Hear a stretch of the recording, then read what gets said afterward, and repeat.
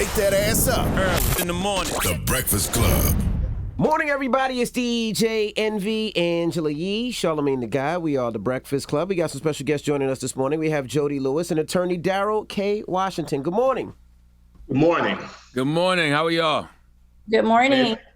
Doing well. Thanks for having us. Up another day fighting the good fight, huh? Never stops. Now, this case in particular was horrifying to hear. As a woman, I would love for you to just break down what happened with Miya Marcano. We discussed this on the Breakfast Club, and now we want to get some of the particulars from you as working for the family as the publicist and as the attorney.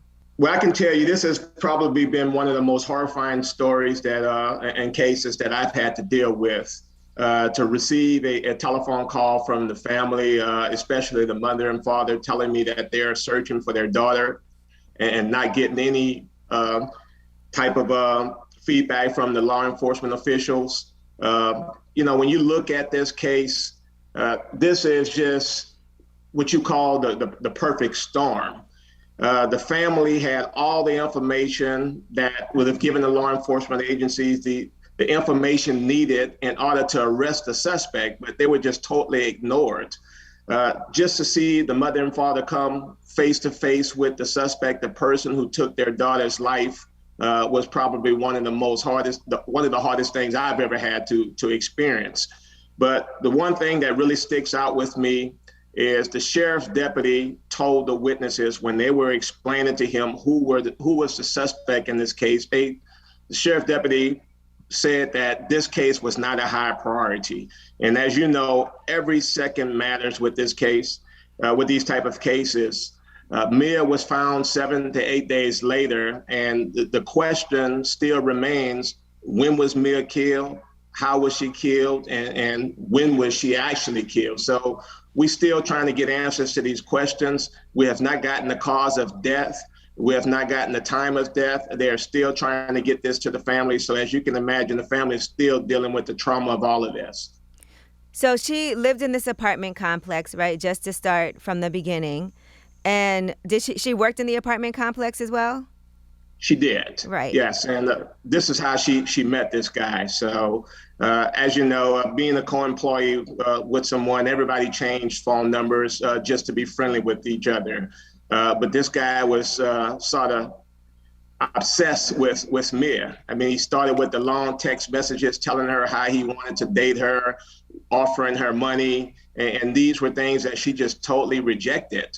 She had no interest in this guy at all. She told her friends, she told her families, as well as her employer. But sadly, the employer did not do anything to protect Miya in this type of situation. And he also had access to her apartment, correct? That's correct. And that is the thing that should have never happened. When you just do a general search of this guy's background, you see so many hits that come up. This guy had full possession of the master key fob that allowed him unfettered access, not only in Miya's apartment, but all the tenants' apartments. And just to tell you a little bit about the Arden Villas, this apartment complex is about 5 minutes away from the University of Central Florida. So the majority of the tenants at that apartment complex are college students. So it becomes the perfect background for a predator like Armando, who took Miya's life.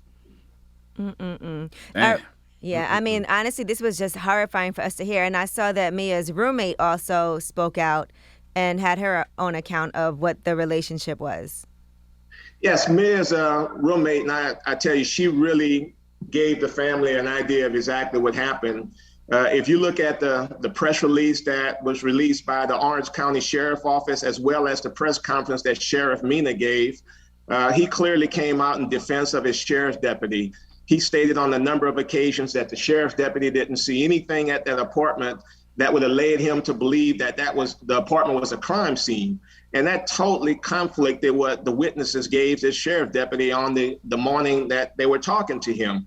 Number one, the first thing that should have been a sign that there was a major problem, there was a dresser that was propped against the door that did not allow anyone to enter into Miya's room. That alone should have told the sheriff's deputy, coupled with the complaints that he was getting from the family, that we need to get people out here immediately to investigate what is going on. This sheriff's deputy was very cavalier with the entire situation. He didn't dust the windows for fingerprints. He didn't collect any evidence. There was a security guard that was out there that told the sheriff deputy that, listen, you need to dust this window to see if there are fingerprints. He didn't do this, but here, Angela, is one of the worst situations that could have possibly happened. Remember, this guy had the key fob to get in Mia's apartment.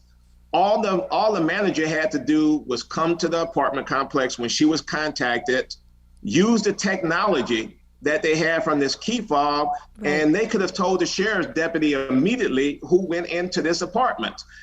This manager failed to come out to the apartment to assist with the search for Miya. And sadly today, no one from that apartment complex have reached out to the family to offer their condolences. So it just shows you that we're dealing with an apartment complex that places profits over safety. Now, when we talk about Armando Caballero, right, he's the man who killed Miya and then killed himself. So he did have a background record. He did. Not only did he have a criminal background record, but he had a history at other apartment complexes. We've received so many telephone calls about this guy. The last apartment that he was working at prior to going to the Arden Villas, this guy had actually taken a weight and thrown into the door of a young lady's apartment trying to get in. He was actually in someone's apartment when the lady got out of the shower. What? And he was there, and they all complained about this guy, and management, instead of management do something about it, management blamed the tenants. This guy would then disappear from that apartment complex and end up at the Arden Villas. So that alone tells us that there was no type of reference check conducted on this guy. It was not an extensive background check as they claim was conducted. And the sad thing about this is a death that was totally preventable. And to see a family have to deal with the loss of a 19-year-old daughter, this is just something that they would never, ever be able to get out of their heads. It feels like this case is, very open and shut. Is this a difficult case to get somebody prosecuted? Well, the thing about it, the main suspect in this case committed suicide. Oh. So that is why it was so important that the sheriff's deputy conducted some due diligence. The thing that made this case so very hard is the suspect actually came back out to the apartment complex around 4 o'clock in the morning, asking them, are y'all looking for Miya? And witnesses told the sheriff's deputy at that point, when the suspect was out there, that this is the guy that's been harassing Miya. The sheriff's deputy let this guy go. And we know that there have been Black people throughout this country who have been stopped and detained for hours over minor incidents. But the sheriff came out in the press conference and said that they did not have enough information to detain this guy. And that was just totally crap, because they had all these statements from the witnesses. They had the information that this guy was sending multiple text messages harassing Miya. And he had access. He had access. He also had he had access, but when the family met him that day, when he came in the apartment at 3 a.m., which was bizarre, the family witnessed a key fob falling off his lap when he got out of the vehicle, and saw a blanket, which turned out to be Miya's blanket, in his back seat. All of this was communicated to that sheriff's office, and if not arrest him then, later on that morning, around 8 in the morning, the family actually, this is probably divine, and as Attorney Washington previously said, probably Miya guiding her family, the family went to print flyers at 8 o'clock that morning and happened to see him drive into his apartment complex. They followed him and videotaped him, which is the video I sent to you guys, and basically videoed him getting out of his vehicle with Miya's blanket, and said in the vehicle, that's Miya's blanket, and proceeded to call the police. Again, the police came and still did not do anything, even though now they had additional video footage. And the police also said for them to stop following him, right? Absolutely, yes, Yeah. to stop following him. Now, here's why this case is so very important for us to really keep the pressure and heat on them. We truly do not believe that this guy was handled this situation by himself. We believe, based on the evidence that we've gotten, based on video footage, that there were other individuals who were involved in this incident. Just last week, the sheriff issued a statement saying that the investigation is now ongoing, and that he's believed that there were other criminal activity that was conducted involving this guy. So we really need to keep the heat on this guy, because, as you know, there was a similar incident involving Gabby Petito, and we know that we did not get the same resources from law enforcement agency that family got. Right. And just a couple of days ago, we saw that there were some officials from the state of Florida that issued statements that said that they made many mistakes in the handling of this case. And we want that same type of statement to be issued in the handling of Miya Marcano's disappearance. Jodi, let me ask you a question, Jodi. What does since the guy's committed suicide, what does justice look like for this family? Justice for this family, and this family is incredibly strong and incredibly well connected in the Caribbean community. Justice for this family is holding this apartment complex responsible, is holding the police responsible, not just for them, but they're so concerned about everybody else. You know, one of the reasons that they wanted to start the foundation, and even talking with lawmakers about changing the laws, is there's no quote unquote justice for them because they lost their baby, their princess. But they are fighting now to make sure that this doesn't happen to other families. And, days, after this, they found their daughter, unfortunately deceased, they were already talking about how can we stop this from happening to anyone else. And they already acknowledged that because they're so well connected, they kept saying, like, Jodi, gosh, what do the families that do not have the connections that we have actually go through? If we didn't have access to media friends, we didn't have access to retired police officers to help guide us, if we didn't have access to Attorney Washington, and others, what would those families do in this situation? So this family right now, justice is going to be about changing laws, holding people accountable, ensuring that their daughter's name is never forgotten, working on what we deemed Miya's law in the state of Florida. And so that's kind of what justice is going to look like for this family right now. Attorney Washington, I saw the family has filed a lawsuit against the complex, against Arden Villas, against the management company. Are they also filing against the sheriff's department? Right now, we have not filed a lawsuit against the sheriff's department, but Angela, we have not made it a secret that we plan to make everyone who played a role in Miya's disappearance and subsequent death fully accountable. So based on the information that we've gotten so far, there was clear negligence on the part of the Orange County Sheriff's Office, and we do plan to hold them accountable for their actions. We want to make sure that no other family is ever treated in the manner that they treated this family. I just think that when I think about him having access and his background, having a key, a fob that has access to all of these apartments, and then you think about a man harassing a woman at work the way that he was harassing her with the text messages to the point where she had to speak out about it, and yet they still let him have access and he still would continue to work there. And then she just was disappeared, and the family couldn't get any answers, and they were not cooperative. There's just so many things that went wrong that this could have been prevented. It was very terrible, even to the fact that morning when they were trying to get the police to come to the apartment complex and look at the cameras and read the key fob reports, they were told, if you don't hear anything by Tuesday, call us back. We'll come out and do all of that by Tuesday. This was Saturday. And, that was, this family was not, as you can see by the videos, this family was not about to sit around and wait till Tuesday to get answers. So they had to make certain calls to get the police department to take this situation very seriously. So this is the types of things that do not need to happen. A family knows, and Miya and her family are very well connected. So the moment that she did not text her mom to say she was on the way to an airport to get on a flight to spend some time with her family in Fort Lauderdale, the moment, her mother is from St. Thomas, her mother called the apartment complex, 24-hour line, no answers.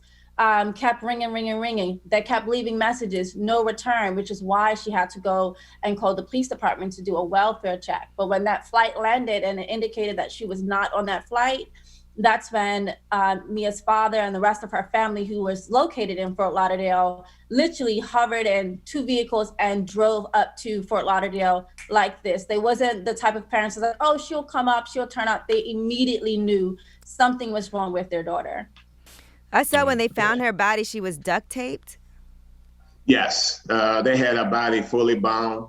And again, it's just so many questions. Her body was so badly decomposed that they were not able to conduct a normal autopsy. They had to fly another specialist in to conduct the autopsy. And still today, they have not been able to tell us the cause of death. But Angela, I mean, the problem that this case revealed, not only is this happening at the Arden Villas, we have received hundreds of phone calls from individuals at other apartment complexes who said that they have experienced a similar situation where a maintenance employee just shows up at their apartment unannounced. And, this, when you really think about it, it is very scary to think that these apartment complexes don't have the proper procedures in place that prevents individuals from having unfettered access to your apartment.